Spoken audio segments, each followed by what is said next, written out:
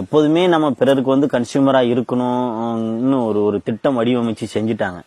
நம்ம அதுல இருந்து மீள முடியல. நம்ம எப்போதுமே அவனுக்கு கன்சியூமராகவே இருக்கணும் அப்படிங்கறதுக்காக என்ன சொல்றது, பக்கா பிளான்டோட இது செஞ்சுட்டாங்க.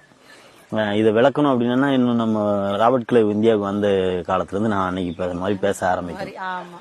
இது ஏன் வந்தாரு ஒரு சின்ன சாம்பிள் சொல்றேனே. ராபர்ட் கிளைவ் இங்கிலாந்துல இருந்து இங்க கிளம்பி வர்றாரு. வந்து இந்தியாவை முழுக்க குறுக்கு நெடுக்குமா டிராவலாரை இங்கிலாந்து பாராளுமன்றத்துக்கு ஒரு கடிதம் ஒன்று எழுதுறாரு.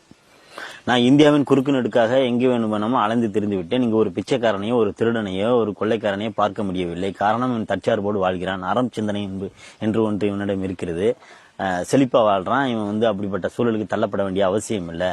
இவனை வெல்லணும் அப்படின்னா இவங்கிட்ட இருக்கிற தற்சார்பை உடைக்கணும். இவங்ககிட்ட என்னெல்லாம் இருக்கு அப்படின்னா விதை இருக்கு, உரம் இருக்கு, தொழில்நுட்பம் இருக்குது, உழைப்பு இருக்குது. குறைந்தபட்சம் உழைப்பு மட்டும் அவன்கிட்ட வச்சு மற்ற மூணையும் நம்ம பிடிங்கிட்டோம்னா இவனை தற்சார்புக்குள்ள இருந்து உடைச்சு நம்ம வெளியே கொண்டு வந்துடலாம். அப்படின்னா இவனை நமக்கான சந்தையா மாற்ற முடியும்னு சொல்லி ஒரு கடிதம் எழுதுறாரு. அதுக்கப்புறம் தான் கிழக்கத்திய கம்பெனி இங்க துவக்குறாங்க.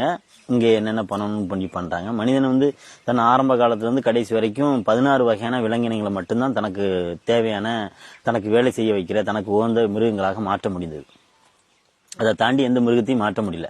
அதுல முதன்மையா இருக்கிறது மாடு, கடைசியா இருக்கிறது யானை. இப்ப ஆடு, மாடு, கோழி, பன்றி, பூனை, நாயின்னு இந்த ஒரு பட்டியல் இருக்கு இல்லையா, இந்த பட்டியல கடைசியா போய் நிக்கிறது யானை. மனிதனுக்கு மிக அருகில் இருக்கிறது பசு மாடு. இந்த மனிதனுக்கு மிக அருகில் இருக்கிற அந்த பசு மாடானது பல்வேறு வகையான பயன்பாட்டுக்கு இவனுக்கு உண்டு.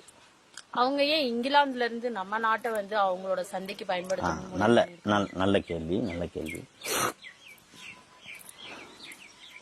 புவியிலிருந்து 10 அடி தூரத்து வரைக்கும் தான் டிராவல் ஆகும் மண்புழுவானது. மண்புழு விவசாய நண்பன் சொல்லுவாங்க, கேள்விப்பட்டிருக்கீங்களா? அதை நம்புறீங்களா? இந்த செயல்பாடு தொடர்ச்சியா நடந்த ஈரப்பதம், இந்த உரம் இருக்கிற மாதிரியே செயல்பாடு நடந்துகிட்டே இருக்கும். தாவரங்களுக்கு ஒரு 16 வகையான சத்துக்களுக்கு மேம்பட்ட சத்துக்கள் தேவை. மனுஷனுக்கு 5 வகையான சத்துக்கள் போல மேம்பட்ட சத்துக்கள் தேவை. அதுல பேரூட்ட சத்தா இருக்கிற ஒரு ஆறையும் நுண்ணூட்ட சத்தா இருக்கிற ஒரு ஆறையும் இந்த 10 அடிக்குள்ள மண்புழுவால கிரகிச்சு கொடுக்க முடியும். அதுக்கு கீழே இருக்கிற சத்தை கொடுக்கிற வலிமை ஆற்றும் ஒரே ஒரு தாவரத்துக்கு, ஒரே ஒரு உயிரினத்தான் உண்டு. அதுக்கு பேர் கரையான். அதுதான் 50 அடி 100 அடி 200 அடி வரைக்கும் டிராவல் ஆகும். கீழே இருக்கிற சத்தை உறிஞ்சி மேலே கொண்டு கொடுக்கும், மேலே கொண்டு கீழே கொண்டு கொடுக்கும். ஒரு தொடர்ச்சியா ஒரு செயல்பாடு நடந்துட்டே இருக்கும். இது எங்கெல்லாம் உண்டு அப்படின்னா இந்த அச்சரேகை மகர ரேகை பாய்கிற கோடுகளுக்கு கீழே உள்ள நாடுகள் தான் உண்டு. சவுத் ஆப்பிரிக்கா, இந்தியா போன்ற நாடுகள் தான் உண்டு. ஐரோப்பா போன்ற நாடுகள் கிடையாது. அதனால ஐரோப்பிய போன்ற நாடுகள்ல உயரமான மரங்கள், செழிப்பான மரங்கள், பல்வேறு வகையான மரங்கள் இருக்காது. மனிதர்களும் ஒரே மாதிரி இருப்பான், தாவரங்களும் ஒரே மாதிரி இருக்கும். உப்புச்சப்பு இல்லாத ஒரு நாடா இருக்கும். பாக்குறதுக்கு அழகா இருக்கும் கேமராவுக்கு. ஆனா அங்க ஒரு பண்பாட்டு கூறுகள் இருக்காது.